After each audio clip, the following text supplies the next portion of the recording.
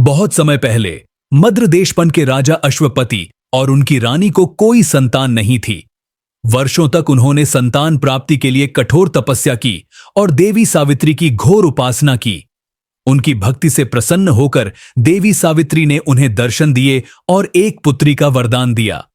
कुछ समय बाद राजा को एक दिव्य कन्या की प्राप्ति हुई, जिसका नाम सावित्री ओज रखा गया। वह असाधारण रूप से सुंदर, बुद्धिमान और तेजस्वी थी। उसका तेज इतना अद्भुत था कि कोई भी युवक उसका हाथ मांगने की हिम्मत नहीं करता था। जब सावित्री विवाह योग्य हुई तो स्वयं राजा अश्वपति ने उसे एक योग्य वर ढूंढने के लिए अनुमति दी। सावित्री ने पूरे भारतवर्ष में भ्रमण किया और एक उपयुक्त पति की तलाश शुरू की। इसी खोज के दौरान वह एक घने जंगल में पहुंची, जहां उसने एक तपस्वी युवक सत्यवान यौवन को देखा। सत्यवान वन में अपने अंधे और वनवास भोग रहे माता पिता की सेवा कर रहा था। सत्यवान का चरित्र, समर्पण और विनम्रता देखकर सावित्री को उससे प्रेम हो गया और उसने निश्चय किया कि वह उसी से विवाह करेगी। जब वह अपने पिता के पास लौटी और सत्यवान से विवाह की इच्छा व्यक्त की तो राजा अश्वपति और दरबारियों ने उसकी बुद्धिमानी और निर्णय को सराहा।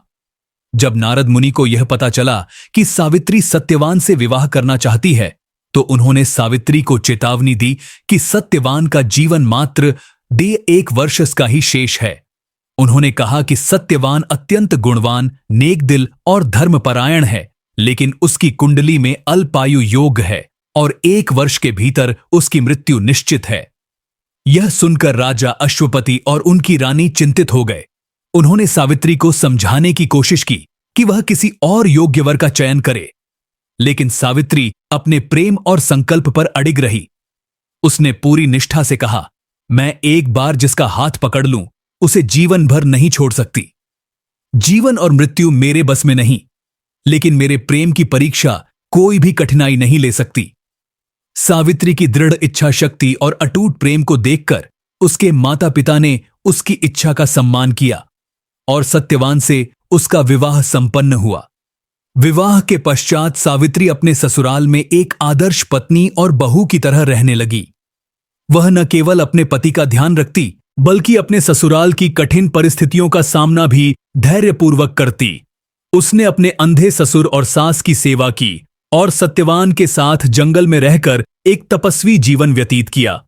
उसके मन में कभी भी इस बात का भय नहीं आया कि सत्यवान का जीवन अल्पकालिक है, बल्कि उसने अपनी भक्ति और प्रेम से भाग्य को बदलने का संकल्प लिया।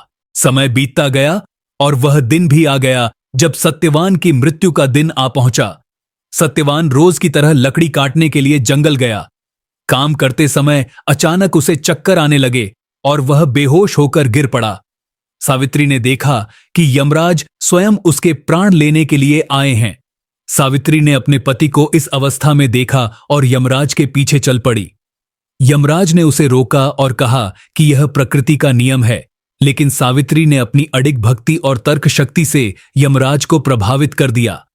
यमराज ने सावित्री को 3 वरदान मांगने की अनुमति दी, लेकिन सत्यवान के जीवन की मांग छोड़कर। सावित्री ने पहले वरदान में अपने ससुराल के राज्य को पुनः समृद्ध करने की इच्छा मांगी। दूसरे वरदान में उसने अपने माता पिता के लिए 100 पुत्रों का वरदान मांगा। तीसरे वरदान में उसने खुद के लिए 100 पुत्रों का वरदान मांग लिया। यमराज ने खुशी खुशी यह वरदान दे दिए, लेकिन तुरंत ही एहसास हुआ कि सावित्री बिना सत्यवान के 100 पुत्र कैसे प्राप्त कर सकती है। इस तरह यमराज को सत्यवान के जीवन को वापस करना पड़ा। इस तरह सावित्री ने अपने पति को मृत्यु के मुख से वापस ले लिया। यह कहानी प्रेम, भक्ति और दृढ़ निश्चय का एक अद्भुत उदाहरण है, जिसमें यह दर्शाया गया है कि सच्ची भक्ति और निष्ठा से भाग्य को भी बदला जा सकता है। अगर आपको यह वीडियो पसंद आए तो लाइक करें, शेयर करें और हमारे चैनल को सब्सक्राइब करें।